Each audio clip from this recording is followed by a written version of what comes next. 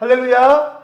아멘. 여러분들은 어떤 한 주를 보내셨습니까? 여러분들의 한 주 가운데 하나님의 놀라운 사랑의 은혜가 경험되어지셨습니까? 여러분들의 그 아멘의 화답 가운데 정말로 하나님의 은혜의 은혜가 덧입혀지며 그것이 하나님의 축복되어짐이 깨달아지는 우리 가산감리교회 성도 여러분들이 되어지시길 주님의 이름으로 간절히 축복드립니다. 우리는 계속해서 사도행전을 묵상하고 있습니다. 여러분, 사도행전은요, 한마디로 정리해드리자면요, 복음이 교회가 어떻게 흘러가는가를 보여주고 있습니다. 사도행전의 시작은 성령의 임재를 통하여서요, 초대교회가 시작되어짐을 보여주었습니다. 그리고 그 초대교회의 부흥의 역사를 우리에게 알려주었습니다.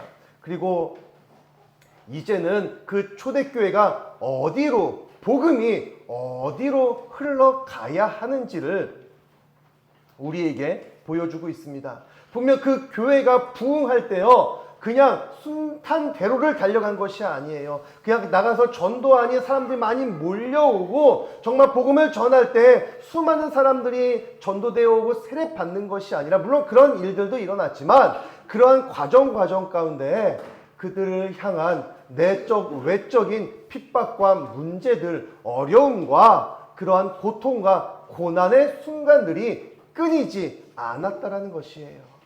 그러한 순간 속에 고통과 환난 가운데 초대교인들은요, 그들의 주장을 하며 그들의 감정을 내비치며 뿔뿔이 흩어져 간 것이 아니라 오히려 그런 위기 가운데, 그러한 문제와 두려움 가운데 더 말씀으로, 기도함으로 똘똘 뭉치며 그런 위기 가운데 다시 말씀을 전할 때마다 5,000명이 3,000명이 아닌 그 이상의 사람들이요, 교회로 몰려와서 단순히 호기심으로 몰려온 것이 아니라 그 교회에서 다시 한번 말씀을 통하여 복음을 깨닫고 그들의 삶이 세례로서 변화되며 그 변화가 성령의 하나됨을 증거하는 믿음의 예배자들의 삶이 되었고, 이것이 바로 초대교회의 부흥되어짐을 우리는 성경을 통해서 알게 되었습니다. 단순히 초대교회가 부흥했다는 것은요, 5,000명, 3,000명, 수천 명이, 수만 명이 교회로 몰려왔다, 이것을 놓고 부흥했다라고 이야기하는 것이 아니라요, 그들이 수천, 수만 명의 사람들이 모여서 제각각의 이야기를 하는 것이 아니라 그 수많은 사람들이 하나됨을 이루었다라는 것, 이것이 바로 교회의 부흥임을 여러분 잊지 마시길 바랍니다. 우리가 걸어가야 할 하나됨이에요. 지난주에도 말씀드렸지만 성령의 증거가 나타나지 않았다라는 것, 그것은 무엇입니까? 그들 가운데 공동체가 하나됨이 보여지지 않았다라는 것이에요. 우리 교회에 성령의 증거가 나타나는 것은요, 다른 것이 아닙니다. 이 시간 제가 안진뱅이 이렇게 세우는 것, 그것이 성령의 증거일까요? 물론 그것도 성령의 역사이겠죠. 눈먼 자가 눈을 뜨는 것, 그것도 성령의 역사일 수도 있지만 정말로 성경에서 이야기하는 성령의 증거는요, 성령이 함께 하시면요, 우리가 하나 되는 것, 그것이 성령이 살아있고요, 성령이 우리 안에 계시다라는 증거입니다. 여러분, 그 증거자가 되시기 바랍니다. 우리가 하나 될 때 비로소 성령의 증거가 나타내집니다. 우리가 하나 될 때 비로소 우리의 이웃들이요, 저 교회는 진짜 교회가 맞구나 라고 인정하게 되는 것이에요. 물론 우리가 그들의 인정받기 위해서 예배하고 하나 되어야 한다는 소리가 아니에요. 우리는 그들을 위해서 살아가야 함도 맞지만 그들을 의식해서 살아가는 것이 아니라 하나님을 바라보며 하나님을 의식하며 살아갈 때 자연스럽게 그 이웃들이 예수님 믿지 않는 사람들이 자연스럽게 교회를 바라보게 되고 교회를 향하게 되고요, 교회를 인정하게 되어지는 그러한 복음의 순환을 우리가 만들어내야 하는 것입니다. 그러한 믿음의 증거자가 바로 우리 가산감리교회 차고 넘치기를 원합니다. 특별히 이제 사도행전 8장은요, 이제 그 복음의 중심, 교회의 중심이요, 어떻게 흘러가고 있는가를 보여주고 있습니다. 복음은요, 교회는요, 이 전까지 어떠한 중심이었습니까? 예루살렘 중심이었어요. 사도들의 중심이 되었습니다. 사도들이 말씀을 전함을 통하여서요, 성령의 역사가 일어나고 증거되어졌습니다. 또한 그 어떠한 핍박과 환란이 닥쳐와도요, 그들은 기도하면서 예루살렘 교회에 똘똘 뭉치며 성령의 역사를 증거하며 경험하였습니다. 너무나 좋은 현상이에요. 교회 중심으로요, 목사 중심으로 정말로 하나님의 일이, 하나님의 나라가 확장되어지고 있다는 것, 너무나 귀한 일이죠. 근데 하나님께서는요, 그것으로 만족하지 아니하셨습니다.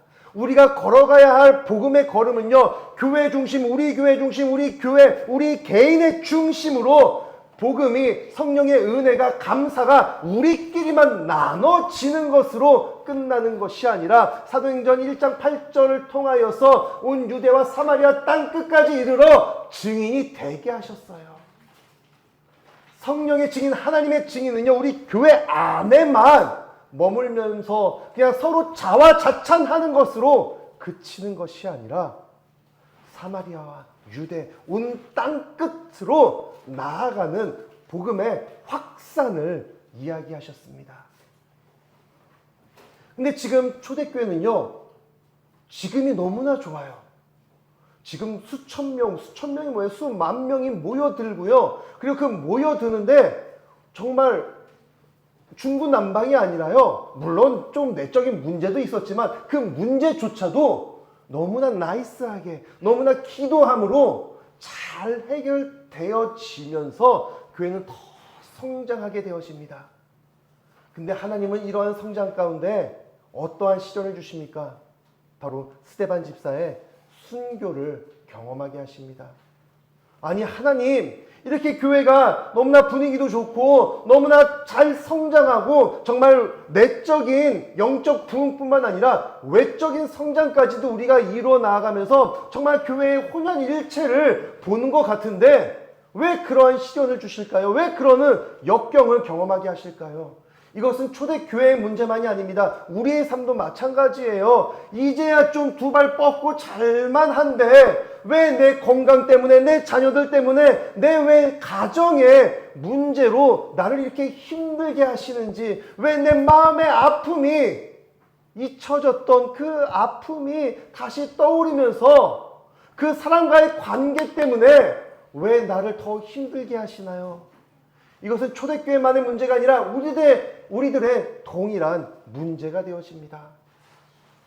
그렇다면 왜 하나님께서는 우리들을 이렇게 문제 가운데, 조금 더 신학적으로 성숙된 표현으로 하자면 우리를 광야로 인도하실까요? 왜 우리에게 계속 축복만 내려주시는 것이 아니라 그 축복, 복에 겨웠구나, 이제는 너에게 고통과 고난을, 시련을 선사하노라 라고, 물론 그런 마음은 아니시겠지만 왜 우리를 그냥 잘 살고 감사히 살고 있는 우리를 광야로 인도하실까요? 자, 여러분 생각해 보시길 바랍니다. 만약 제가 임신을 했습니다. 네, 말도 안 되죠. 네, 근데 좀 배는 좀 그런 것 같긴 한데, 네, 좀 숨기겠습니다. 임신을 했는데 뭐 문제가 없어요. 네, 그 이제 예정일만 기다리면 돼요. 그럼 어떨까요? 기도가 잘 나올까요? 네, 근데 예정일 기다리고 있는데 배가 좀 심심치 않아요. 처음엔 똥 뺀 줄 알았는데 그게 아니에요. 병원에 가보니까 유산의 위기가 찾아왔다라고 이야기를 합니다. 여러분들은 언제 더 기도가 절실하게 나오실까요? 그냥 해산의 날만 받아놓는 건강한 산모와, 아니면은 정말로 언제 어떻게 조산과 유산의 그 위기, 언제 유산할지 모르는 그러한 산모, 그러한 가족, 그러한 가정, 누구의 기도가 더 간절할까요? 하나님께서요, 우리를 광야로 인도하시는 것은요, 다른 것이 아닙니다. 우리가 미워서, 우리가 못나서가 아니라 우리를 기도의 길로 다시 인도하시는 거예요. 내가 지금 광야의 길을 걷고 있다 생각하십니까? 그러면 내 기도의 생활을, 내 예배의 삶을 점검해 보시길 바랍니다. 그리고 다시 한번 기도의 자리로, 그 고통과 역경의 자리가 불평과 원망의 자리가 아닌 기도의 자리, 순종의 자리가 되어지길 원합니다. 초대교회도 마찬가지였습니다. 분명 하나님께서는요, 예수 그리스도의 그 지상 명령, 이제는 하나님께서 움직이실 때가 되었던 것입니다. 외부에서 보면요, 스데반 집사의 순교와 교회의 박해가 시작되니 그 모든 성도들이 다 뿔뿔이 흩어짐을 보고, 아, 이제는 교회는 끝났다, 망했다, 결국 그럴 줄 알았어 라고 이야기할 수도 있지만, 분명 성경은 정확하게 그들 스스로 결정해서 흩어져 나간 것이 아니라 그들이 흩어짐을 당했다라고, 씨 뿌림을 당했다라고 헬라어 성경은 이야기하고 있습니다. 그 씨 뿌림의 주체는 누가 되십니까? 바로 하나님이 되신 것이에요. 하나님은 그 순간 속에 그 모든 성도들을 사마리아와 유대와 온 땅으로 흩어버리신 것이에요. 그냥 어이 그냥 내쫓으신 것이 아니라 씨 뿌림을 하신 것이에요. 어떠한 씨요? 복음의 씨앗을 들고 그들이 가는, 그들이 정착하는, 그들이 스쳐 지나가는 그 곳곳마다 복음의 씨앗을 뿌리게 하셨습니다. 그리고 성경은 바로 빌립을 통하여서 그 씨 뿌림의 현장을 우리에게 전해주고 있습니다. 그가 어디로 도착하였습니까? 바로 사마리아 땅에 도착합니다. 그 땅에 도착해서 복음의 씨앗을 뿌리자 그곳에서 반응이 나타나기 시작합니다. 사마리아 땅은 소외되고 배척당하고 흔히 이야기하는 왕따 당하던 그러한 땅이었어요. 왕따 시켰던, 쳐다도 보지 않았던, 아무리 쇼컷, 아무리 지름길이었지만 내가 그 더러운 땅을 밟지는 않을 거야 하면서 돌아갔던, 그만큼 무시했던 그 땅에 복음이 전해지니 어떠한 일이 벌어집니까? 병든 자가 낫고요, 귀신 들린 자가 쫓김을 당하는 성령의 역사가 일어나요. 그리고 그들 가운데 소외당하고 외롭고 정말로 힘들어하는 그들이요, 복음을 듣고 믿음을 갖고요, 세례를 받았습니다. 이것이 성령의 역사가 아니고 무엇입니까? 하지만 성경은요, 의도적으로 세례를 받았으나 성령은 임하지 않았다, 성령이 나타나지 않았다라고 이야기해요.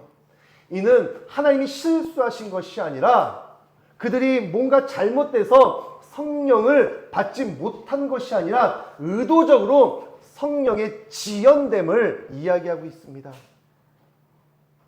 왜 성령이 지연됐다고요? 지난주에 말씀을 드렸죠. 바로 첫 번째는요, 교회의 하나됨을 위해서 있습니다. 분명 그때 당시에도 분명 초대교회도요, 하나된 공동체가 이루어졌지만 분명 그 안에서도 미묘한 감정, 지역 감정, 헬라파와 히브리파 사람들의 미묘한 갈등과 감정의 대립이 있었습니다. 더군다나 이방 땅에서 배척당해서 소외당했던 땅에서 히브리파, 정통이라고 이야기하던 히브리파 사도들을 통해서 성령의 역사가 일어난 것이 아니라 헬라파 사람들을 통해서 그 성령의 역사가 일어나면 이젠 교회는요, 굳이 우리가 서로 하나가 될 필요가 없다라고 생각되어질 수 있었습니다. 그래서 하나님은요, 헬라파 사람이었던 집사였던 빌립을 통해서 어느 정도 성령의 역사를 경험하게 하시면서 세례를 받게 하는 밑 작업을 하시고요. 그리고 마무리 성령의 증거는 바로 사도들, 예루살렘에 있었던 히브리 사람들, 사도 베드로와 요한이 와서 안수함으로써 성령의 증거가 나타나는 복음의 완성을 이루어내셨습니다. 결국 교회는 네 교회, 내 교회 따로따로가 아닌 우리 모두가 하나 될 때, 한 마음 한 뜻으로 함께 기도할 때 성령의 역사가 일어남을 우리에게 보여주셨던 것이에요. 그리고 또 한 가지가 있습니다. 무엇일까요? 바로 이젠 복음의 중심이 옮겨져 가고 있다는 그 사실을 오늘 본문을 통해서 알려주고 계십니다. 분명 복음의 중심은 누구 중심으로, 어디에서 일어났습니까? 사도들 중심으로 예루살렘에서 복음의 확산이, 교회의 부흥이 일어났습니다. 근데 이젠 그 복음이요, 성령의 역사가요, 스데반 집사도 마찬가지고요, 빌립도 마찬가지입니다. 그리고 모든 사방으로 흩어진 제자들, 성도들에게도 동일한 성령의 역사가 나타나고 있음을 보여주고 있습니다. 이젠 복음의 중심이요, 교회의 중심이요, 예루살렘의 지역 중심 교회에서 성령 중심 교회로 복음이 확산되어지고 있음을 우리에게 알려주고 계시는 것이에요.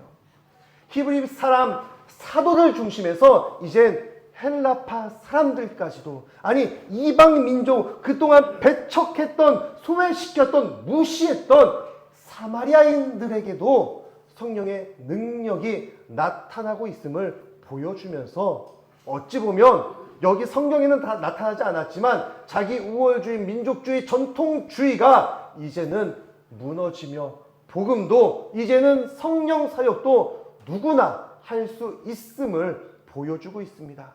여러분, 여기서 착각하시면, 오해하시면 안 됩니다. 누구나라고 해서 아무나, 죄송합니다, 개나 소나 다 할 수 있다는 것이 아니에요. 하나님을 믿고 예수를 나의 구주로 영접하며 성령의 충만함을 입은 그리스도인이면 누구나 하나님의 말씀을 전하며 성령의 능력을 경험하고 증거할 수 있다라는 말입니다. 여러분은 누구나가 아니라 바로 그 말씀에 합한 하나님이 찾으시는 한 사람의 예배자 되심을 잊지 마시길 바랍니다. 우리 아이들도 마찬가지예요. 그냥 이 자리에 어쩔 수 없이 끌려 앉아 있는 것처럼 보이지만 이 아이들도요, 다 듣고 있더라고요.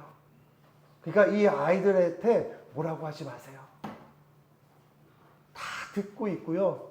좋은 소리만이 아니라 안 좋은 소리까지 다 듣더라고요. 이거는 제가 경험한 일은 아닌데요. 한 어떤 엄마가요, 이제 마트를 갑니다. 마트에 가서 자신의 딸이요, 엄마 나 과자 사줘, 초콜릿 사줘, 막 보채더래요. 그래서 엄마가 계획은 없던 거여서, 안 돼, 집에 있잖아, 어제 먹었잖아, 딱 잘라 이야기했다고 합니다. 근데 이 딸내미가 뭐라고 하는지 아세요? 엄마 어제 커피 먹었잖아, 엄마 우리 집에 커피 있잖아. 근데 엄마는 또 커피를 또 샀거든요. 또 커피 마시러 가거든요. 애들은 다 알고 있더라고요. 얘기가 또 이렇게까지 가는지 모르겠지만 다시 말씀으로 돌아오겠습니다. 이제 제가 물 한잔 하겠습니다.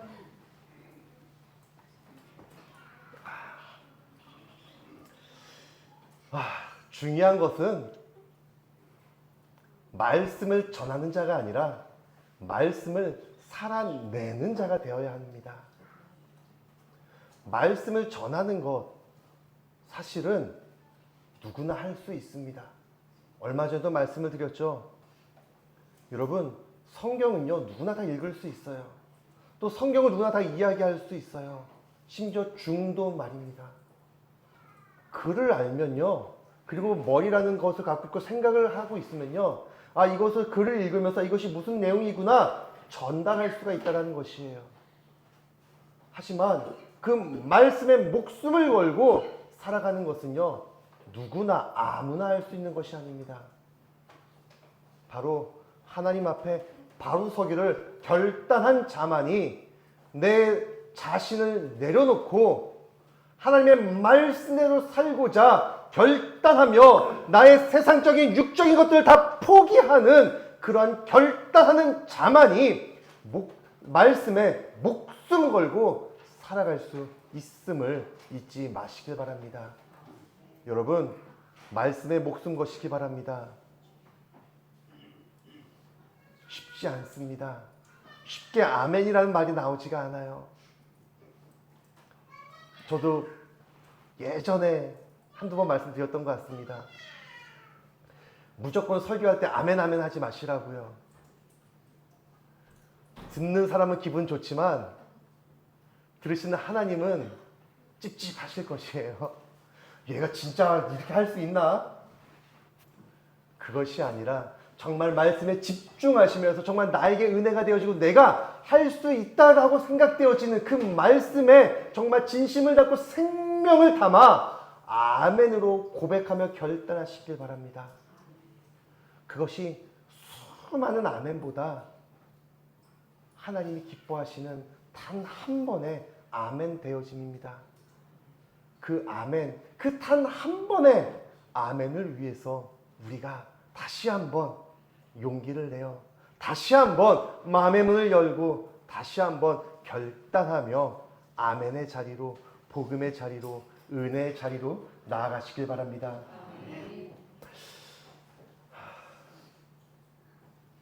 여러분, 사마리아는 어떤 곳이었습니까? 그들이 무시하고 배척했던 곳, 그곳에도 복음의 능력, 성령의 능력이 나타났습니다.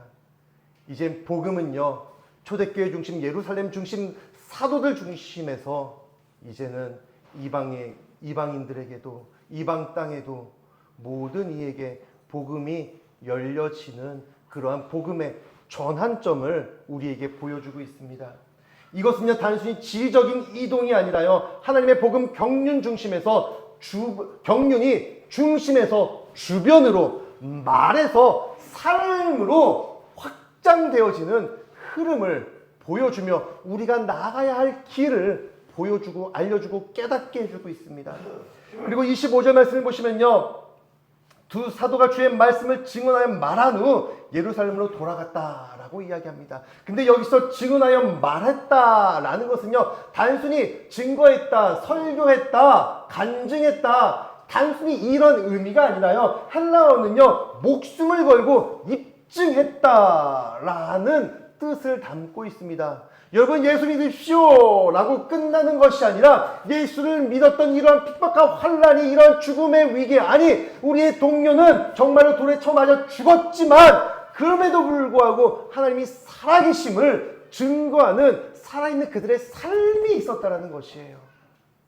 이 두 사도가요, 이제 예루살렘에 있다가 사마리아에 와서 안수하며 성령의 능력을 행한 뒤 다시 예루살렘으로 돌아갈 때 말씀을 전하여 증언한 것은요, 단순히 예수 믿으세요 라는 말 한마디가 아니라 그들의 삶을 전하였다는 것이에요. 이것이 여러분들의 삶의 예배가 되어지기 원합니다. 야, 예수 믿어. 그것으로 그치는 것이 아니라 예수 믿는 삶이 어떠한 삶인가를 보여주시길 바랍니다. 그 삶이 드러날 때 비로소 복음의 능력, 성령의 임재가 우리에게 나타나게 되어집니다. 그들은 입으로만 복음을 증거한 사람이 아니라 이제는 삶의 전체로 복음을 확증한 증인들이 되었습니다. 초대교회는요, 예루살렘에서 물질로 서로를 나누었다면 이제는 사도들과 또 그와 함께한 모든 성도들은요, 그들의 삶의 간증과 복음의 나눔으로 하나됨을 확장시켜 나아갔습니다. 이것이 우리가 걸어가야 할 삶의 최종 목적지입니다. 말이 아닌 삶으로 나타내는 것, 삶으로 증거하는 것, 우리의 삶이 하나가 되어지는 것, 이것이 우리의 삶의 예배가 되어지기 원합니다. 예루살렘에서 사마리아로 복음이 확장되었습니다. 예루살렘에서는 재물을 나누는 은혜가 있었다면요, 사마리아에서는요, 삶을 나누는 은혜가 있습니다. 소유의 나눔에서 삶의 나눔으로 복음이 확장되어지고 증거되어졌습니다. 또한 사도들이 다시 예루살렘으로 돌아갈 때요, 그냥 이제 끝났다 하고 이제 좀 쉬면서 가자, 따그닥 그렇게 간 것이 아니라요, 25절 다시 한번 보실까요? 두 사도가 주의 말씀을 증언하여 말한 후 예루살렘으로 돌아갈 새 사마리아인의 여러 마을에서 복음을 전하니라. 돌아가는 그 걸음 가운데 그냥 다이렉트로 예루살렘으로 간 것이 아니라 여러 마을들을 들려가면서 자신들의 삶을 통해서 살아계신 하나님, 부활하신 예수 그리스도를 증거하며 복음의 걸음으로 예루살렘으로 돌아갔다라는 것이에요. 한 번의 기도로, 한 번의 집회로 이제 다 끝났다, 사역이 마무리되었다 하고 돌아간 것이 아니라 그 돌아가는 그 걸음조차도 복음의 증거가 되어졌습니다. 여러분들의 걸음걸음이 여러분들이 만나는 그 관계 속에 하나님의 복음이 끊임없이 증거되어지기 원합니다. 자, 이제 시선을 빌립으로 돌려보겠습니다. 분명 성경 25절은 두 사도에 대해서 이야기를 하고요. 26절은 빌립에 대해서 이야기를 합니다. 이건 어떠한 시각으로 보냐에 따라서 좀 시점이 다를 텐데요. 그냥 볼 때는요, 두 사도가 행한 일과 빌립에게 일어난 일이 동시다발적으로 일어났다라고 여겨지지만 헬라어 성경은요, 동시다발적이라기보다는요, 먼저 이 두 사도를 통해서 성령의 역사가 일어나며 아마 이 성령의 역사 가운데 빌립도 함께 동참하면서 이제는 사도들이 예루살렘으로 돌아갈 그때 주의 사자가 빌립에게 나타났던 것이에요. 주의 사자가 빌립에게 나타나서요, 이제 너의 땅, 너의 선교지, 너의 교회는 사마리아인이 이곳에서 머물면서 교회를 더 확장시켜라가 아니라 빌립이 가야 할 길을 다시 알려주고 계십니다. 26절 다시 한번 읽어볼까요? 주의 사자가 빌립에게 말하 이르되 일어나서 남쪽으로 향하여 예루살렘에서 가사로 내려가는 길까지 가라 하니 그 길은 광야라. 분명 지난주도 말씀드렸죠. 선교지입니다. 선교지에요, 든든한 후원자들이 와서요, 나의 사역에 더 힘을 실어 주었고요, 또한 그 복음의 능력이 나타났습니다. 이제 내가 여기서 조금 안주하면서 평안함을 이루면서 교회를 사역을 확장시켜 나아갈 수 있는 좀 안정적인 그 자리임에도 불구하고요, 하나님께서는요, 주의 사자를 보내셔서 너는 일어나서 그 자리에 안주해 있는 것이 아니라 일어나서 내가 가르쳐주는 그곳으로 가되, 그곳이 어디냐? 광야. 여러분, 광야는 어디입니까? 사막이에요. 사람들이 온전히 살아갈 수 없는 땅, 물조차도 쉽게 구할 수 없는, 낮에는 뜨거운 햇살과 밤에는 살을 애밋 듯한 그 추위가 도사리는, 언제 죽어도 언제 길을 잃어도 할 말이 없는 그 광야로 가라고 인도하고 계십니다. 참 희한합니다.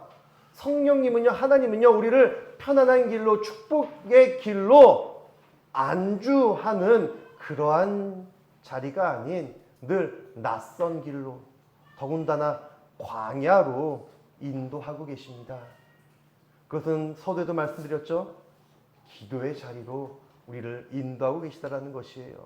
분명 사람이 살지 못하는 그 광야로 인도함을 받은 그 빌립에게 이제 다음 주에 말씀드리겠지만 하나님께서는 이미 예비하셨습니다. 에티오피아 내시를 예비하셨고요. 그 한 사람, 이방 사람을 또 만나고 또 그에게 복음을 전할 것을 하나님께서는 이미 예비하셨습니다.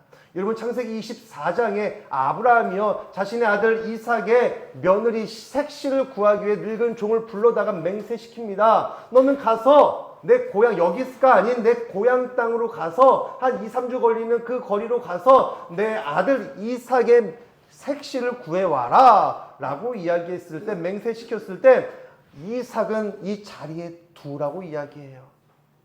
오늘날처럼 핸드폰이 있어서 자, 이삭 도련님 사진 찍을게요, 찰칵 하고 가서 이 남자 어때요? 보여주면서 또 자, 웃으세요, 찰칵하고 도련님 이 여자 어때요? 하고 메시지를 보내는 그런 시스템이 아니에요. 뭘 믿고 여자가 오겠습니까? 그러니까 이 늙은 종은요, 나이 많은 종은요, 주인님 그러면 당신의 아들 좀 데리고 와도 되겠습니까? 2번이나 물어봐요. 하지만 아브라함은 단호하게 거절을 합니다. 그러면서 무엇을 얘기합니까? 이미 너보다 앞서 주의 사자가 앞서가서 다 준비하셨다라고 이야기해요.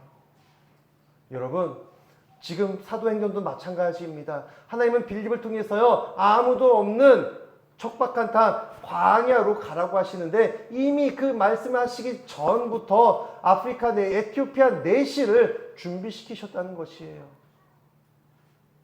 하나님은 우리의 길을 예비하고 준비하고 계십니다. 지금 내가 아무리 광야 같은 그 길을 걷는다 할지라도 하나님의 예비하심을 기대하며 기다리며 여러분들의 삶을 하나님께로 초점을 맞추시길 바랍니다. 복음의 확장은 하나님께서 다른 사람, 다른 길을 통해 일하심의 역사라는 것이에요. 한 사람의 생명을 구원하고 또한 복음이 대륙으로 확장되어집니다. 복음은 군중의 무대보다 한 영혼을 향한 순종의 걸음 속에 확장되어지는 것입니다. 초대교회에서의 복음은 단지 말로 전해지는 것이 아니었습니다. 사람들은 제자들의 말보다 그들의 삶을 통해서 예수님을 보았을 것입니다. 그들은 가진 것을 나누고 함께 울며 기도하며 이 세상을, 그들의 이웃을 섬겼습니다. 이러한 또 이 말씀을 준비하면서요, 떠오르는 두 여인이 있었습니다.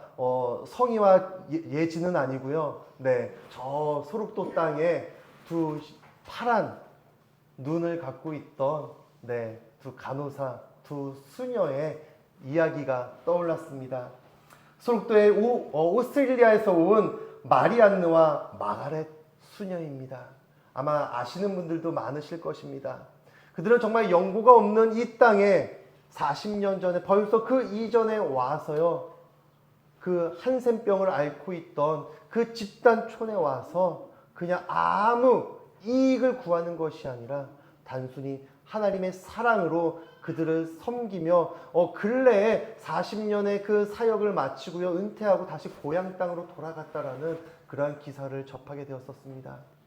그들은요, 그곳에서 수녀로서 예수님은 하나님을 전하는 전도의 행위를 한 것이 아니라 그저 하나님의 사랑으로, 예수님의 사랑으로요, 그들의 환자를 돌보며 치유하는 그러한 사명을 감당했던 것입니다. 물론 그렇다고 여러분들이 수녀를 닮아가라, 수녀가 되라는 이야기는 아니고요. 좀 교회에서 이제 좀 수녀 이야기를 해서 조금 그렇긴 하지만 우리는 다른 걸 다 떠나서 정말로 그들의 하나님의 사랑을 전하고자 하는 그 진심을 다시 한번 바라보시길 바랍니다. 자신의 이익을 위해서, 어떠한 집단의 이득을 위해서 그곳에 가서 희생하며 경제적인 이득을 취하는 그들이 아니라 정말로 하나님의 사랑으로 한 영혼을 사랑하는 그들의 삶을 다시 한번 바로 보시길 바랍니다.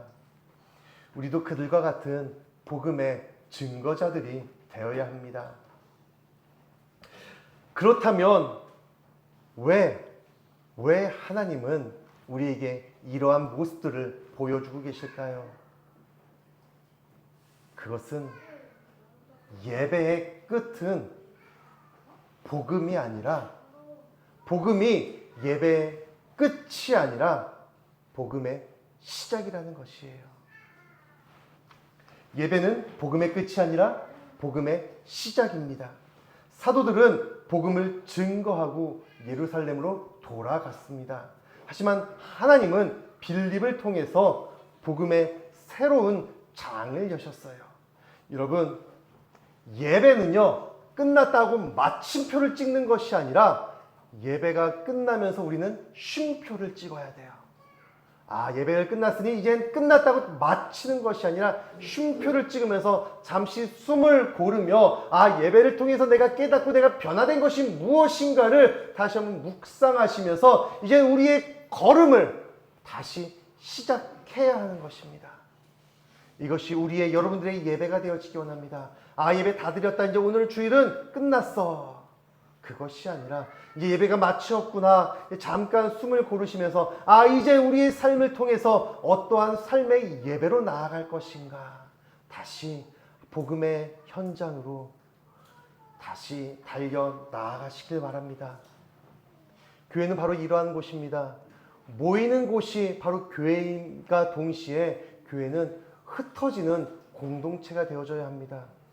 분명 예루살렘의 초대교회는 모이기에 힘썼습니다. 이제 하지만 8장을 통해서요, 하나님은 그 교회를 흩어주고 계십니다. 교회의 어떠한 잘못 때문에, 욕심 때문에 흩어짐을 당하는, 벌을 당하는 것이 아니라 교회의 사명을 감당하기 위해서 하나님의 흩어짐을, 씨 뿌림을 당하는 것이 바로 교회의 존재 목적입니다. 우리가 그리하였으면 좋겠습니다. 주일 교회로 모이시길 바랍니다. 예배로 모이십시오. 그리고 예배가 마친 이후에는 예배의 자리로, 삶의 자리로 흩어지시길 바랍니다. 그리하여서 여러분들의 삶의 자리에서, 예배의 자리에서 복음의 증거자가 되어서요, 하나님의 살아계심을 여러분들의 입술로만이 아닌 여러분들의 삶으로 증거하며, 오늘도 우리를 광야로 보내시는 그 하나님의 그 말씀에 다시 한번 귀를 기울이며 순종하시며, 우리가 주님이 보내시는 그 광야에서 우리의 삶으로 단 한 영혼을 위해서 말씀을 전하며 증거하는 복음의 증거자가 되어지시길 주님의 이름으로 간절히 축복합니다. 아멘. 우리 이 시간 다시 한번 찬양으로 기도하며 예배하실 때 부르신 곳